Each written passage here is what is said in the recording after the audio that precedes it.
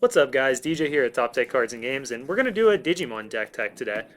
Game's brand new, so if any of you guys haven't seen it or don't know how to play it, let us know, and we'll be happy to get a tutorial video up for you guys. But today we're going to talk about the green tempo deck. It's the cheapest deck to make, so definitely if you're looking to get in, or one of the cheapest, I guess, definitely something you would want to check out. It's got 0 hollows in it, so no drip, which kind of sucks, but it is really cheap. It's a really good deck, and it's a ton of fun to play. First off, we have our Digi Eggs. We've got 4 copies of Tanamon and 1 Frymon. I'm probably butchering all these names. Not good with that, especially not with animes that I haven't seen in 20 years. So probably butchering every single one of these, but it's chill. You can really switch these out. You do want to play all 5. You're going to get a lot of value out of them in Digivolve every turn if you can from your egg zone. So you do want to play 5. You can easily switch to 4 Frymon and 1 Tanamon. There's even some justification for doing so outside of just not having them, since the Frymon lets you much easier get over an Omnimon, pump your guys up to 16k, which can be really beneficial, but it doesn't really matter. Just play 5 of them, whichever ones you can get your hands on.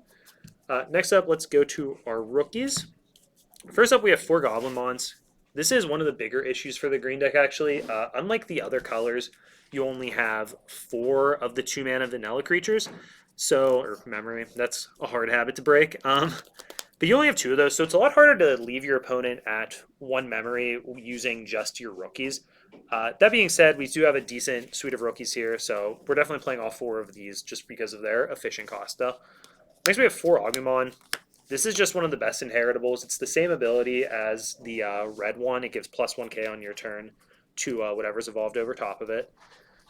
Then we have 4 Tentomon. Another 3-mana guy that has a good inherited ability. That's kind of what this deck is about. We're trying to stack up and build a really good inherited so that we can control the board by beating over our opponents, guys.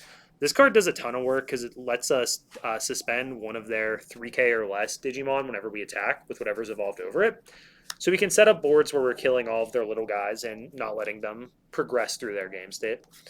Finally, we've got 2 copies of Palmon. Originally, I thought this would be one of the best rookies for the deck because it's got a playability that lets you dig for an extra card, and there's not a ton of card draw effects in Digimon, so you're kind of really far ahead when you get those cards. But it turns out, just from the game's mechanic of drawing every time you evolve, you get a billion cards in your hand anyway. Also, this is another 3 cost, and it's only 1k, so the body's not good, and it has no inheritables. So it's kind of underwhelming despite seeming like the best one to me at first glance. That's 14 rookies. If I could, I would definitely want to play 15 or 16. Just gives you a much better odds of opening one turn 1. So definitely something to work on there as far as the deck construction. But, 14 is a good number. It's what most people play. It's kind of just widely standard. So next up, let's go into our champions, our level 4s. We've got 4 copies of Vegemon. Another kind of boring vanilla, but off screen there, my bad, guys. For Vegemon, it's 1 to evolve, 6k. The thing that I think makes green really good is that it has 8 of these 1 memory evolutions on champion. So if you go first, you can always leave your opponent at 1 memory for their turn, so they don't get to do a ton. And you have a very easy time managing their gauge, their memory gauge, so that they don't have too much available to them.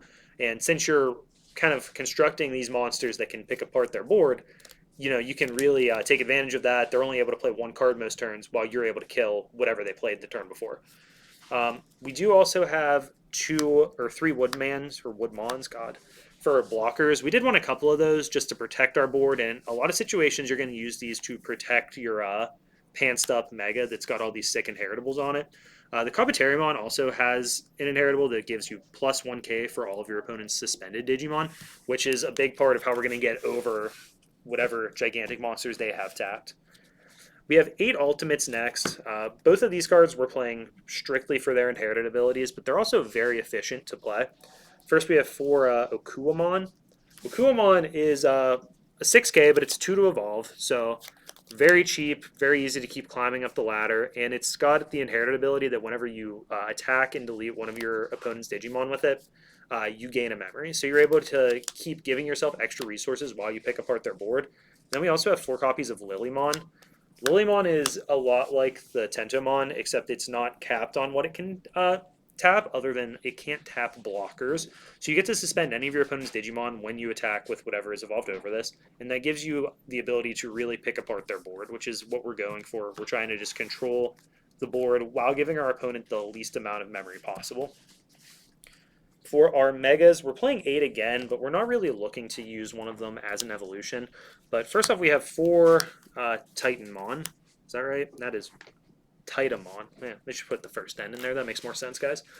This is just our 2K. Every color's got one of these. Our 2 mana, 12K vanilla mega.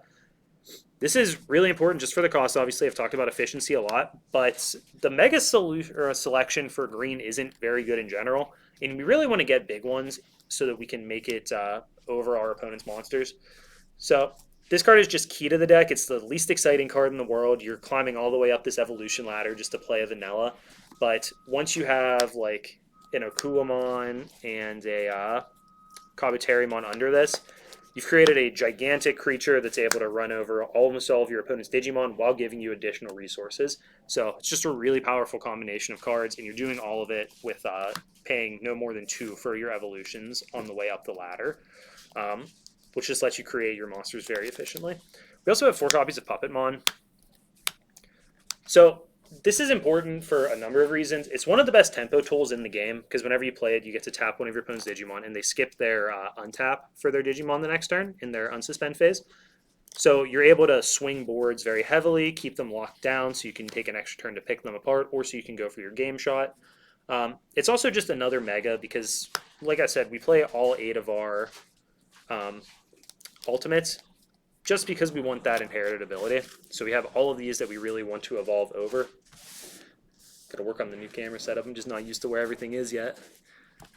Just so we can evolve over them. So it makes it really important for us to get some mega to put on top of them. So this way we're able to make sure we've got 8 of them. We really want to just play this guy raw, just cast him out there, tap their board, and either swing the momentum in our favor or go for a game shot. But if you need to evolve, it is a little more expensive at 3. You can put this over one of these ultimates so that you're able to get all those inherited abilities and start clearing the board out. It does gain a memory when it attacks too, so it can give you a lot of resources if you're able to kind of cleanly keep it in play for a turn.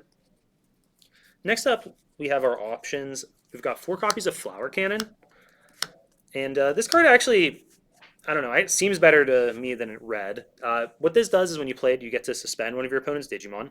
And if it's killed in your security zone, so if they attack you and blow this up as one of your like shields, it taps all of their non-blockers, suspends all the non-blockers. That's insane just for swinging a board, right? It taps their whole team down so you're able to attack into the creatures to destroy them. It also lets you go past blockers when you just play it for 2. So if you play it from your hand, you can pop or tap one of the blockers so you can run over it, or just to get around it so you can go for your game shot. The other option card that we have are 3 Terror's Cluster. Terror Cluster is a removal spell. It lets us take one of our opponent's suspended Digimon and put it on the bottom of their deck and trash all the evolution cards that were underneath of it. That's going to make huge swings. You're able to destroy like a level 7 by putting it on the bottom of their deck, maybe their Omnimon that attacked in, and get it under there. Sometimes, even though we have all of these inherited plus attack abilities, it can be hard to run over something that's like 15k. So it's pretty sick that we can just put one on the bottom of their deck and not deal with it anymore. This also, forgot to mention, does have the security effect to do the same thing. So if your opponent attacks into your shields and hits this, you get to just pop their card still. Finally, we have 2 copies of Mimi, 2 Tamer cards. This card is actually really awesome because there's no way in the Digimon card game currently to get around summoning sickness, basically. I don't know what they call it. Digimon just in the rulebook aren't allowed to attack the turn you play them. The exception of that is your Digimon that hatch from your eggs. So with Mimi, if you have a big Digimon in play, you're able to suspend it to put up or promote one of the Digimon from your breeding area. So if you've evolved on top of your egg, you can use Mimi. Just bring it into play and then get an extra attack off. If you don't have something in there, you can use this to hatch an extra egg. So Mimi lets you get extra tempo, and there's not another card in the game right now that really lets you do that as well as she does. So I think this is just an insane card. Additionally, it makes sure you have 3 memory every turn, which is kind of the minimum to go all the way up the chain from like a rookie all the way up to your mega. And that makes it really, really easy for you to swing boards, which is always important. So that's the deck. Like I said, the sick thing about this is that you have zero. Well, I have a promo Puppetmon, but I mean, other than that, there is no foils in here. These do come alternate art, as do Flower Cannon actually. So I guess you can get some cooler cards if you wanted to. I don't know how expensive those are. It's probably not worth it right now, but you know, it's all right.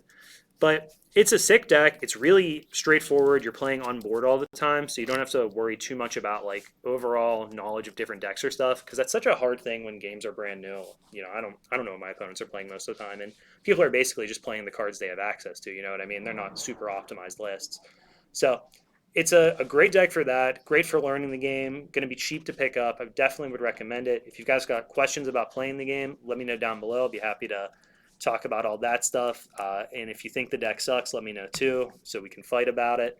Other than that, make sure you guys subscribe and like this video. We appreciate it.